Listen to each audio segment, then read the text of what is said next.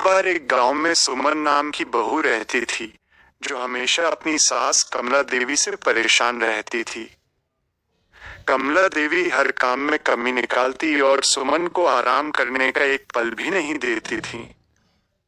एक रात सुमन ने मन ही मन इच्छा की, काश सास को एक दिन बहू बनना पड़े और उन्हें मेरी तकलीफ का एहसास हो। संयोग से उस रात जादुई परी आ गई और उसने दोनों की भूमिकाएं बदल दी।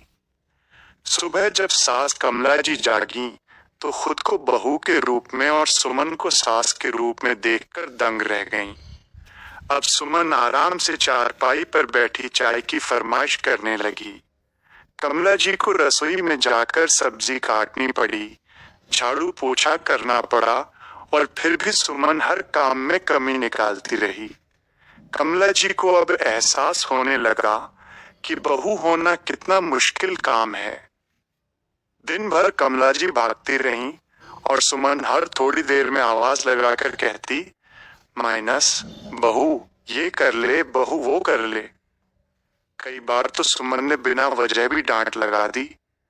कमला जी इतनी थक गईं कि शाम होते ही रोने लगी और सुमन से माफी मांगते हुए बोली, माइनस मुझे अब समझ आ गया कि बहू का जीवन कितना कठिन होता है।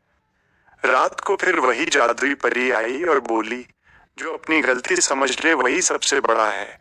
उसने दोनों को उनके असली रूप में वापस कर दिया।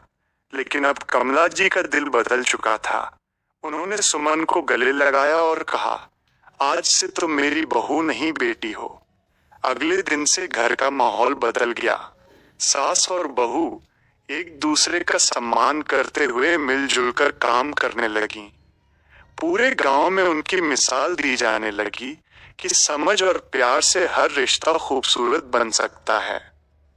सीख, दूसरों की मुश्किल को समझना चाहिए, क्योंकि जगह बदलते ही सोच बदल जाती है। इस कहानी के लिए सब्सक्राइब टू बनता है दोस्तों।